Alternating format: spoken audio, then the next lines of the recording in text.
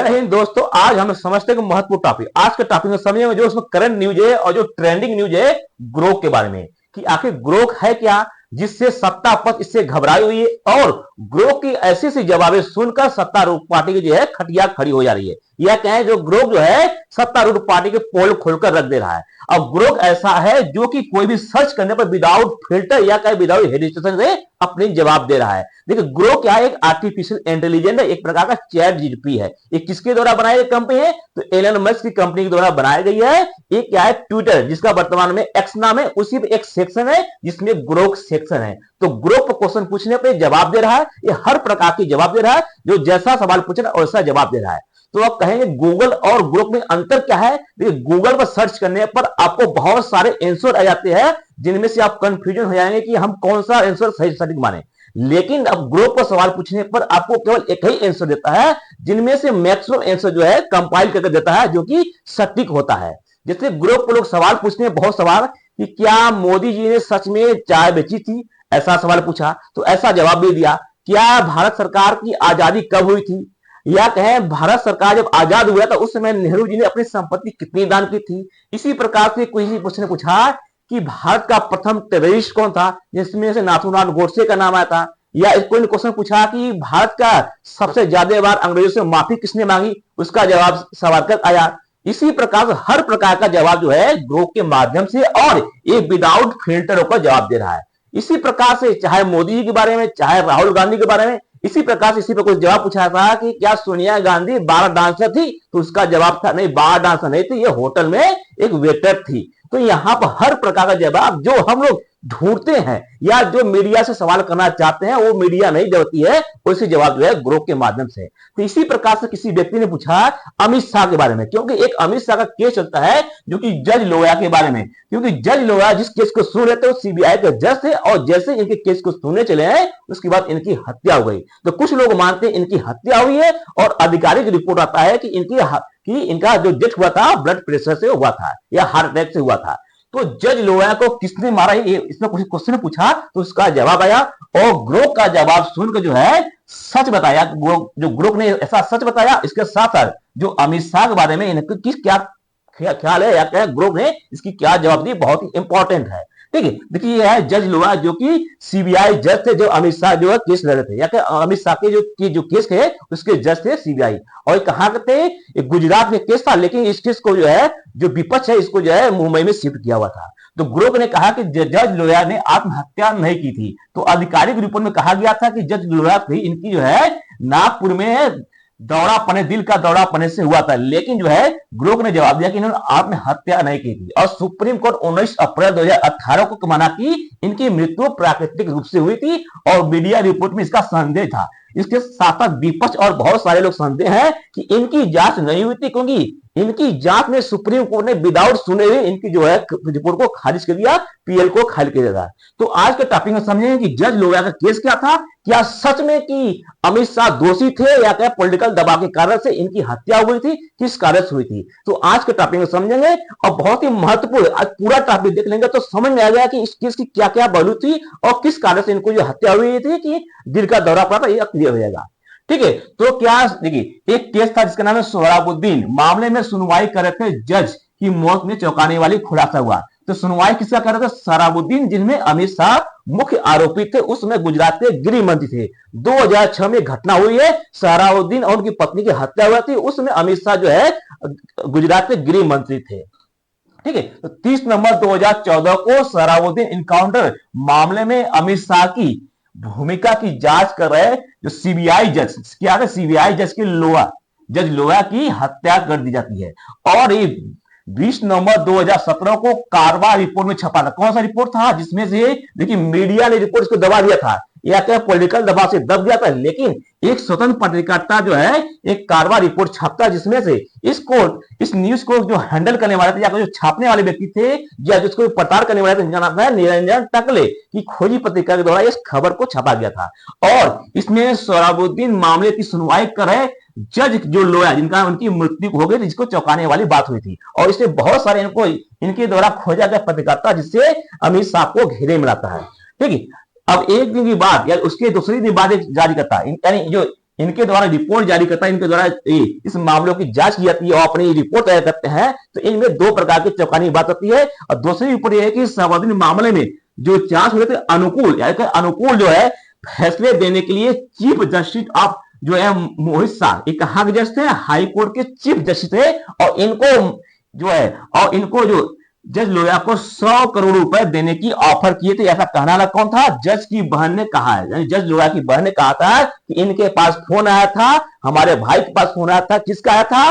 दिल्ली ये हाईकोर्ट जज जिनका नाम है मुंबई हाई कोर्ट के जज जिनका नाम था मोहित शाह ने इनको 100 करोड़ का ऑफर दिया था कि आप जो है फैसला अमित शाह के पक्ष में दीजिए, या कहें इसको फैसले को चेंज करिए।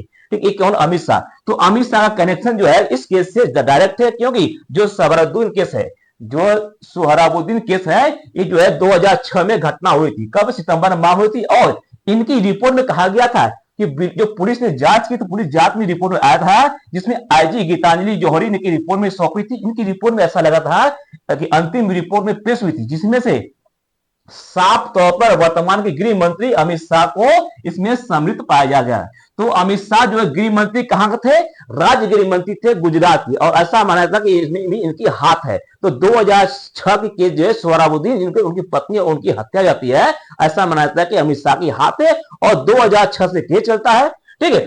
और जनवरी 2010 में सुप्रीम कोर्ट ने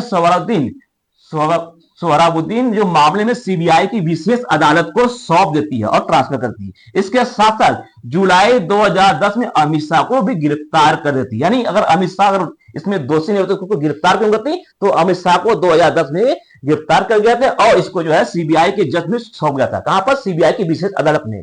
ठीक है। और इसी में सुप्रीम कोर्ट ने 2012 में आदेश भी दिया था कि इस मामले की सुनवाई गुजरात से ट्रांसफर कर कहां पर? महाराष्ट्र में लाया जाएगा। ये किसके कहने पर?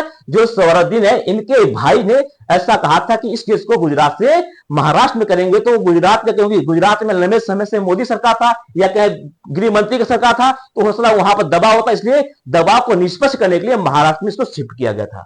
ठीक है। और सुप्रीम कोर्ट ने कहा था कि इसकी सुनवाई को आदेश दिया था कि इसकी सुनवाई जो करेंगे, जो भी सुनवाई करेगा शुरू से लेकर अंत तक एक ही जज करेंगे। यानी ऐसा ना हो कि हर बार जज चेंज होते रहेंगे तो उस केस की सुनवाई प्रॉपर नहीं कर पाएंगे। तो जो यहाँ इनके आदेश बताया गया था, शुरू से लेकर अंत तक एक ही जज इसको सुनवाई करेंगे। और सुनवाई कर कौन थे? जज जेटी उत्पल। क्या नाम था? जज जेटी उत्पल को 2014 में इसकी जो है सीबीआई की विशेष अदालत से इनको जज बनाया गया था, लेकिन इनको बीच से हटा लिया गया था। इनके जगह पर लोया को लाया गया था। किनको लाया था? लोया जज को। देखिए 2014 में इनको कौन जज सुन रहे थे? जिनका नाम था जेटी उत्पल, और ये बहुत कड़े थे, और इनके द्वारा अमित शाह को कई बार जो है लाइन हाजिर को बुलाया गया था, जिनमें से ये नहीं आए, और इनको नहीं आने के कारण जल्दी से इनको ट्रांसफर कर दिया था। देखिए जो उत्पल थे, इनके 6 जून 2014 को अमित शाह को अदालत में पेश न होने के लिए फटकार लगाई थी, और अगली तारीख 24 जून को दी थी, और 24 जून को भी अमित शाह ने पेश नहीं हुआ। तो इसके द्वारा फिर जो है 26 जनवरी को दे दिया, और 26 जनवरी को सुनने वाले कौन थे? जज उत्पल जज थे, जो कि सीबीआई के जज थे। और इनकी सुनवाई के एक दिन पहले ही 25 जून को इनका ट्रांसफर हो जाता है। यानी जो अमित शाह के दबाव या पॉलिटिकल दबाव से इनकी ट्रांसफर हो जाता है, और इनके स्थान पर नए जज आते हैं, जिनका नाम था जज लोया। ठीक है। और जज लोया को 31 अक्टूबर 2014 को इन्होंने सवाल क्या किया कि देखिए अब जैसे यहां केस खत्म हुआ, तो इसी केस को आगे बढ़ाते हुए जज लोया ने अमित शाह से जवाब उठाया, सवाल कहा कि आप मुंबई में ही आए। कहां पर? मुंबई में। और आपकी जो दिल्ली जो जज कोर्ट है और उनका जो घर था या जहां रहते थे, मात्र 1.5 किलोमीटर की दूरी पर है, और आप यहां पर क्यों उपस्थित नहीं रहते? यानी आप पास में होते हुए क्यों नहीं आ रहे? और इन्होंने कहा कि अगली सुनवाई जो है हम 15 दिसंबर को करेंगे। यानी जो जज लोया जो छोड़ के आए थे यहाँ पर, आपको जून माह में, अब जो अक्टूबर माह में यहाँ पर जज लोया आ गए। तो जज लोया ने भी अपने कई फैसले को जाना थे, और जज लोया ऐसे थे जो कि काफी ईमानदार व्यक्ति थे। इनका छवि बहुत ही अच्छी थी, तो छवि क्या अच्छी थी, और ये ईमानदार जो है जज थे। और इन्होंने अमित शाह को फटकार लगाते हुए कहा कि आपको 15 दिसंबर को पेश होना है, और 15 दिसंबर को अपनी बातें रखनी है। लेकिन ये देखिए अक्टूबर माह में 31 अक्टूबर है, फिर इसका नवंबर माह होता है। तो इसी बीच में महाराष्ट्र में हाई कोर्ट के चीफ जस्टिस जिनका नाम है मोहित शाह थे। क्या थे? देखिए Delhi high court Mumbai high court के जो चीफ जस्टिस थे जिनका नाम है मोहित साथे, बार बार जज लोया पर क्या दबाव बना रहे थे, डाल रहे थे। और वीडियो में प्रमाणित है कि जज लोया की बहन ने कहा, जिनका बहन का नाम है अनुराधा बियानी है, इन्होंने कहा कि जो जज है, जो चीफ जस्टिस है मोहित, ये क्या है, इनको क्या बार बार लगा रहे थे, अब दवा डाले थे। और उन्होंने कहा कि मोहित शाह ने लोया को 100 करोड़ रुपए देने का रिश्वत भी कहा गया है। देखिए कोई भी जज देखिए तो उनके पास करोड़ों की अथाह संपत्ति होती है। अगर उनकी लीगल पैसा देखा जाए तो लीगल पैसे से उनकी अयासी या कहे इतनी आरामों से जो रहते हैं वो नहीं हो पाएंगे। तो हर जज जो है पैसा लेता है। इसी प्रकार से अगर पैसा न लो तो उनको क्या क्या होती है, इसी प्रकार जज लोया की तरह उनके साथ व्यवहार होता है।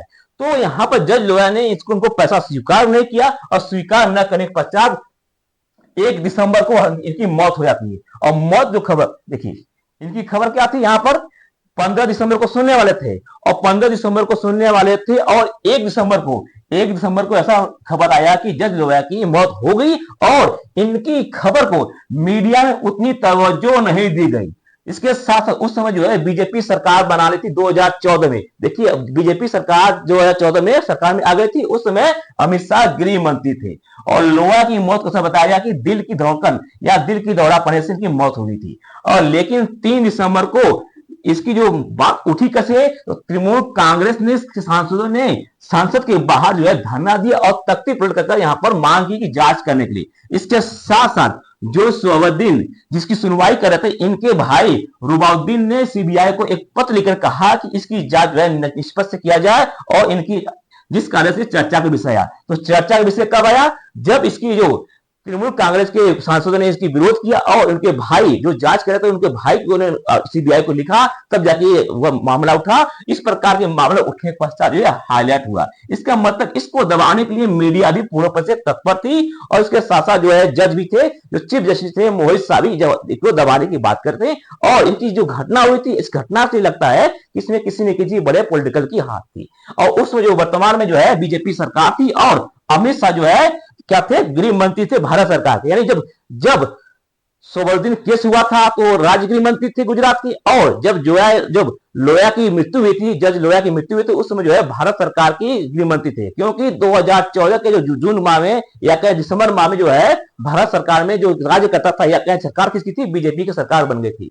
तो बीजेपी की सरकार दोनों समय में गृह मंत्री थे, और एक नए सीबीआई है, जिस जज को लोया सुने थे उसको स्थान पर एक नए जज है जिनका नाम है एमबी गोसावी क्या है, एमबी गोसावी थे। और 15 दिसंबर को ही जज सुने, यानी जिस जो डेट लगा उसी दिन को इनको सुने, और 2 दिन के अंदर ही, कितने 2 दिन के अंदर, और 2 दिन के अंदर जो है सैकड़ों पन्नों का गवाह, 10,000 से अधिक पन्नों की जो है यहाँ पर रिपोर्ट, और चार्जशीट हो गया, सैकड़ों का रिकॉर्ड को यहाँ पर विचार किए बिना, यानी विचार किए बिना मात्र 48 घंटे के अंदर न्याय कैसे हो सकता है। और अमित शाह को इन्होंने आरोपों से बरी कर दिया। यानी समझिए जो केस 2016 से लगातार चल जाता था 2014 तक, और इसमें कितने सैकड़ों गवाह थे, यहाँ पर सैकड़ों गवाह थे, हजारों पन्ने की चार्जशीट थी, सैकड़ों रिकॉर्डिंग, मात्र 2 दिन के अंदर इसको क्या है बरी कर जाता है।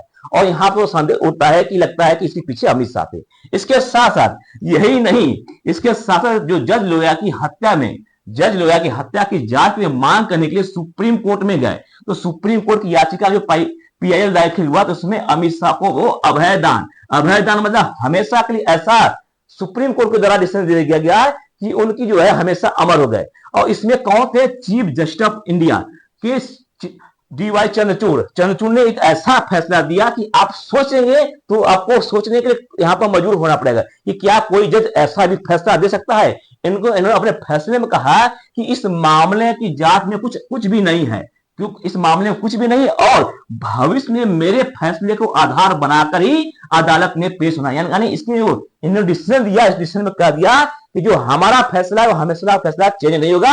अगर कोई आने वाली सरकार कहीं भविष्य इस फैसले को उठाता है तो हमारा जो फैसला उसी फैसले को बरकरार रखेगा, दूसरा फैसला चेंज नहीं कर सकता। इसका मतलब जो चीफ जस्टिस जो यहाँ पे डीवाई चंद्रचूड़ है, इन्होंने पूर्ण रूप से ऐसा फैसला दे दिया कि इसको भविष्य में कभी भी उठाया नहीं जा सकता। तो कुल मिलाकर जो चीफ जस्टिस जो डीवाई चंद्रचूड़ थे, पूरे ऊपर से अमित शाह के फैसले में हो गया। तो ऐसा अभी सुप्रीम को कोई फैसला नहीं आता है जो केवल ऐसा फैसला दे दे क्योंकि भविष्य में दोबारा उठा न सके। तो डीवाई चंद्रचूड़ को देखेंगे तो बहुत से ऐसे फैसले हैं जो कि सरकार के हित में, जैसे बात करते हैं यहाँ पर अभी हाल ही में जो दिल्ली और एलजी बीच में जो विवाद था, तो जो अरविंद केजरीवाल ने एलजी पर आरोप लगाया था कि सारी शक्तियां जो सीएम का पावर अपने पास ले रही थी, तो डीवाई चंद्र की यही सुनवाई कर रहे हैं। तो उन्होंने कहा था कि एलजी ने ये जो पावर है ये गलत यूज कर रहे हैं, पूरा पावर किसको मिला, मुख्यमंत्री को, लेकिन अपने फैसला जब दिए तो फैसला पलट दिए।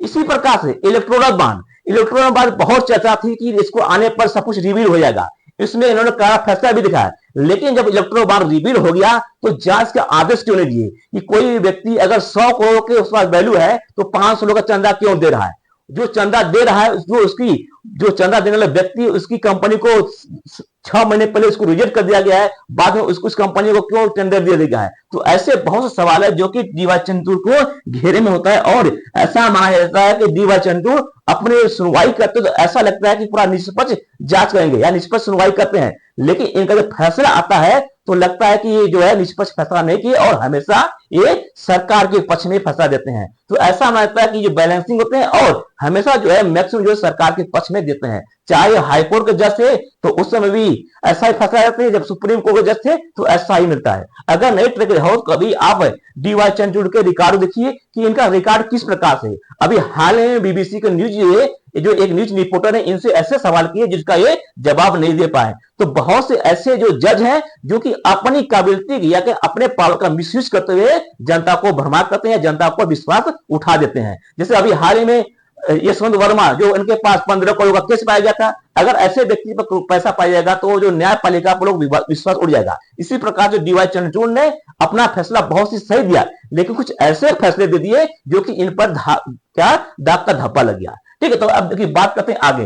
तो देखिए कत्ल 2 दिन पहले, जिस दिन कत्ल हुआ था 1 दिसंबर को, 2 दिन पहले जज लोया के 2 सहयोगी दोस्त इनको ले गए थे कहा, नागपुर है, नागपुर आरएसएस का हेड है, और इसी में इनका जो है कारण बताया गया कि वहां पर जज की जो है एक बेटी की फंक्शन में गए थे, और जज लोया को जो है टिकट भी इनके दोस्त ने बुक कराया था। और ऐसा माना जाता है कि जज लोया को 1 दिसंबर को हार्ट अटैक आने से मौत हो गई, और मौत जो है इनकी 5 बहनों को फोन कर दिया जाता है। तो ठीक है, हमारी इनकी हार्ट अटैक से मौत जाती है तो इसकी रिपोर्ट तो होना चाहिए। अगर यहाँ पोस्टमार्टम रिपोर्ट है तो यहाँ पर सवाल होना चाहिए रिपोर्ट किस प्रकार से है, इसको पूरे परिवार को बताना चाहिए था। तो इसमें इनकी मृत्यु हुई थी वो यहाँ बताया गया कि हार्ट अटैक हुई थी, किससे, हार्ट अटैक का रिपोर्ट बताया गया था। लेकिन जो जज इनको ले गए थे, इनको परिवार को मिलने में 2 महीने लगा दिए। यानी समझिए कि अगर आपको कोई व्यक्ति ले आता है और कहीं भी घुमाने के लिए, और आपके सपाटी है और आपके सहपाठी कोई मृत्यु जाती है और वो सहपाठी 2 महीने पश्चात उनके परिवार से मिलते हैं, तो ऐसा मानता है कि जो 2 जज थे या 2 सहपाठी थे, इनमें इनकी मृत्यु या हत्या करने में उनकी भी भागीदारी थी। इसके साथ साथ ऐसा मानता है कि जो इनकी हार्ट अटैक हुई तो हार्ट अटैक इनकी पूरी कमीज खून से भीगी हुई थी। क्या थी, पूरी खून से भीगी हुई थी। और जज की लोया की बहन भी एक डॉक्टर है, उन्होंने कहा कि अगर हार्ट अटैक से मौत होती है तो उनकी शरीर को खून से क्यों भीगोगी, क्योंकि किसी व्यक्ति का हार्ट अटैक आएगा तो खून कहां से आएगा, वो तो हार्ट अटैक से एकाएक मर जाएगा। और इनकी शरीर जो है पूरा कपड़ा जो है खून से लथपथ था। इसके साथ साथ नागपुर जो मेडिकल रिपोर्ट है जहां पर पोस्टमार्टम हुआ, जहां फॉरेंसिक विभाग हुआ, ये जो है ये किसी भाजपा नेता के बहनोई का एक क्या था, लिंक था, या उनका घर था, या उनके रिश्तेदार में थे, जहां पर जज लोया की फॉरेंसिक रिपोर्ट हुई थी। और इसमें वही जज लोया को पोस्टमार्टम में हुआ था। तो जज लोया का जो जहां रिपोर्ट हुआ था वो भाजपा नेता के एक सी करीबी दोस्त के या भाजपा नेता के रिश्तेदार के हुआ था। और इस रिपोर्ट को, इस पोस्टमार्टम को इनके परिवार को अभी आज तक भी सौंपा नहीं गया था। ठीक है, इसके साथ जज लोया को पोस्टमार्टम को बिना उनके परिवारजनों की अनुमति से उनका पोस्टमार्टम किया गया था। और महाराष्ट्र में प्रचलित कि कोई पोस्टमार्टम हो उसकी क्या रिकॉर्डिंग हो, वीडियो रिकॉर्डिंग हो, तो इनकी वीडियो रिकॉर्डिंग भी नहीं की गई थी। तो समझिए अगर कोई इतना बड़ा जज है और उसकी पोस्टमार्टम हो रही है बिना घर बक्के बताए हुए और बिना रिकॉर्डिंग हुए, तो इस पर संदेह जाता है। इसके साथ साथ पोस्टमार्टम की सिफारिश किसने की ये भी नहीं बताया गया कि आखिर पोस्ट जो है इतने बड़े जज है ये किसने कहा कि इनकी पोस्टमार्टम करिए किसी घर को अनुमति के बिना। और इसका जो पोस्टमार्टम का रिपोर्ट है इसको घर वाले को भी सौंपा नहीं गया था किस प्रकार का रिपोर्ट है। और पोस्टमार्टम में लाश के उनके परिवार को बिना बताए या बीवी बच्चों को पास न भेजने या इनके पास न भेजकर इनके पैतृक आवास लातूर भेजा गया। समझिए, इनकी जो लाश है, इनकी जो लाश हुई थी, तो इनकी लाश को कहां भेजना चाहिए, जहां के बीवी बच्चे सही परिवार वहां भेजना चाहिए, और वहां न भेज के इनके पैतृक आवास में भेजा गया था। और इसके साथ साथ केवल एम्बुलेंस में केवल ड्राइवर था। सोचिए, इतने बड़े जज है और इतने बड़े जज की क्या डेथ होती है और उनके साथ केवल एक ड्राइवर जाता है। इनके पास इनके सहपाठी नहीं थे, इनके जो है कर्मचारी नहीं थे, और इतने बड़े जज थे जिनके साथ गए थे वो कहां चले गए। तो यहां पर सवाल निशान होता है कि इनके पीछे बहुत बड़ा साजिश था, जिसमें जज का भी आरोप होता है। इसके साथ साथ जज लोया के परिवार को न तो पोस्टमार्टम की रिपोर्ट सौंपी गई थी और न ही यहाँ पर फॉरेंसिक रिपोर्ट की थी। तो यहाँ पर किसी भी प्रकार का रिपोर्ट नहीं दिया गया था और इनको क्लीन चिट मिल गया था। इसके साथ साथ 2018 में जो लेखक जिन्होंने निरंजन टाकले, इनको रिपोर्ट, एक रिपोर्टर है, इनके द्वारा ही एक प्रकाशित किया गया था, और जिसमें से एक वकील जिसका नाम था एडवोकेट बोरवरकर ने संदेश किया था और ट्विटर के माध्यम से प्राप्त हुआ था कि जिसने इन्होंने कहा कि हमारे पास जो है लोया के सिर के पिछले हिस्से में ड्रिलिंग मशीन से सुराख किए गया है और उनकी हत्या की गई है, ऐसा इनके पास जो है सबूत है। कौन कहते हैं? एक वकील थे जिनका नाम है बोरवरकर रिपोर्ट है। ठीक, तो बोरवरकर ने कहा था, अपने ट्विटर पर कहा था कि हमारे पास इनकी सबूत है और इस सबूत को मिलने के लिए जो यहाँ पर रिपोर्टर इनसे संपर्क किए। तो इन्होंने कहा कि ठीक है, अब आइए हम आपको रिपोर्ट दिखाएंगे या उस सबूत को देंगे। और जैसे वो कहते हैं कि इस कत्ल के वीडियो में सबूत है, तो मैंने उसको 6 सुरक्षित जगहों में रखा था। इन्होंने कहा कि इस रिपोर्ट को हम, इस वीडियो को 6 जगह सुरक्षित में रखें और जस्टिस दीपक मिश्रा जब तबादला हो जाएगा तब हम इसको अदालत में पेश करेंगे। यानी जस्टिस जो यहाँ पर चीफ जस्टिस थे इस समय दीपक मिश्रा भी ऐसा आरोप लगता है कि यानी इनके डर से, क्योंकि इनको कहा है कि जब जस्टिस दीपक मिश्रा का तबादला होने के बाद हम अदालत में इस याचिका को दायर करें। यानी इनको, इस वकील को डर था कि अगर अभी दायर करते हैं तो जस्टिस वर्मा जो है, दीपक वर्मा, ये अच्छे फैसला न देकर इस सरकार के पक्ष में दे देंगे। इसके साथ साथ उन्होंने बताया कि जैसे ड्रिलिंग मशीन में उनके सिर में कराया गया था, उनके एक 10 मिनट के बाद जो है इनको जहर दिया गया था। क्या दिया था? जहर डाल दिया गया था। इसके साथ ये वीडियो है एक उनके साथी के द्वारा दी गई थी। तो यहाँ पर जिस रिपोर्टर या जिस एडवोकेट को ये सबूत था, उस सबूत से जो है जो पत्रकार बात की और पत्रकार को इस जो वीडियो देने की बात हुई, लेकिन जो पत्रकार का जो है फोन कॉल टैप हो गया था और टैप हो गया था। जो एडवोकेट थे उनकी यह हत्या हो गई थी। तो यहाँ पर क्या है, 30 जुलाई 2018 को निरंजन टाकले क्या है, पत्रकार है, जो कि एडवोकेट बोरवरकर से मिलने के लिए गए, लेकिन जो लेखक या जो पत्रकार है इनकी फोन टैप हो गई और टैप होने के ठीक उसी समय या उसी दिन एडवोकेट सुरेंद्र बोरवरकर की मौत हो जाती है। तो समझिए किस प्रकार का संयोग है, यानी जो रिपोर्टर जा रहा है उनसे सबूत लेने की और उसी दिन इनकी हत्या हो जाती है। तो यहाँ पर भी मामला गंभीर होता है कि नहीं, यहाँ पर कुछ साजिश है। इसके साथ साथ जज को जबरदस्ती शादी के लिए बहाने ले जाने के लिए जज की भी हत्या के लिए 2 महीने बाद मिले। यानी जो जज इनको ले गए थे अपने, यानी इनके जो दोस्त ले गए थे कि चलिए नागपुर सहपाठी के लिए, और वो दोस्त जो है परिवार से 2 महीने पश्चात मिले। समझिए, अगर कोई व्यक्ति 2 महीने पश्चात मिलता है तो सहपाठी उसमें भी भागीदारी हो सकते हैं। इसके साथ साथ जो जज लोया के पुत्र, जिनका नाम है लोआ, ठीक है, क्या नाम है, अनुज लोया है, इन्होंने एक पत्र लिखा। पत्र में कहा कि उसने लिखा है कि अगर मुझे या मेरे परिवार के लोगों को कुछ भी होता है तो इसके जिम्मेदार कौन होंगे? चीफ जस्टिस ऑफ मोहित शाह थे। कौन होंगे? चीफ जस्टिस मोहित शाह। ये यही होंगे जो कि चीफ जस्टिस की बहन ने आरोप लगाया था कि जज लोया को 100 करोड़ रुपए देने का ऑफर किए थे जस्टिस मोहन शाह। तो यहां पर इस प्रकार की रिपोर्ट निकलता है जहां पर चीफ जस्टिस, बड़े बड़े जज यहां पर इसमें सम्मिलित थे और उस समय बीजेपी की सरकार थी और अमित शाह गृह मंत्री थे। ठीक है, तो यहां पर खोजी पत्रकार ने, जिसका नाम है, इन्होंने नागपुर के रजिस्टर प्रोटोकॉल में देखे थे और इनकी जब जांच की तो ये पता चला कि जो चीफ जस्टिस है उसी दिन वहां पर थे जब हुई थी जज लोया की मृत्यु। यानी जज लोया की जब मृत्यु हुई थी तो नागपुर में चीफ जस्टिस मोहित शाह भी थे। इनके प्रोटोकॉल या फोन रिकॉर्ड से पता चला, किसको? जो यहाँ पर जज करता थे जो है इनके पता। इसके साथ साथ अगर ये रिपोर्ट जो सार्वजनिक हो जाती है तो 2018 में लोया की हत्या की फैसला हो जाती है, तो यहाँ बहुत से लोग अधिक फंस जाते हैं और हाईकोर्ट या सुप्रीम कोर्ट के यहाँ पर डूब जाता है और इसके साथ साथ भारत सरकार भी यहाँ पर डूब जाती है। क्योंकि जब अगर ये सार्वजनिक हो जाती है तो सार्वजनिक में, क्योंकि उस समय जो सरकार थी बीजेपी की सरकार थी और बीजेपी सरकार में क्या थे? अमित शाह थे। तो अमित शाह फंसते तो जितने भी जज थे वो फंसते, क्योंकि यहाँ पर चाहे चीफ जस्टिस जो अमित मोहित शाह थे, या के डीवाई चंद्रचूड़ थे, या के बहुत सारे जज थे, यहाँ पर फंसने की चांस थी। इसके साथ साथ जो बीजेपी की मोदी जी ये भी फंस जाते हैं, क्योंकि सरकार मोदी जी का था। तो यहाँ पर पॉलिटिकल स्टैंड या कहें पॉलिटिकल दबाव के कारण से जज लोया को यहाँ पर न्याय नहीं मिला, और जज लोया का ये लंबा केस है, और ऐसा अभी भी मिस्ट्रीज बना हुआ है कि जज लोया को किसी की संदेह या द्वारा बताया गया, क्योंकि इनके मरने के पश्चात जब 15 दिसंबर को नए सीबीआई जज आते हैं तो अमित शाह को पुलों पर से क्लीन चिट देते हैं। तो इस प्रकार की जो लंबी खबर या क्या इस प्रकार को जज को, ऐसे जज जो अपने ऑनेस्टी जाने जाते हैं, इनके साथ जो है गलत व्यवहार हुआ है। तो ऐसे समय में क्या करना चाहिए, आई होप कि आपको अच्छी समझ में आएगा कि अगर न्यायपालिका पूर्ण रूप से अगर नहीं देगा तो लोगों को इस पर विश्वास उठ जाएगा। मिलते हैं नेक्स्ट वीडियो में। जय हिंद।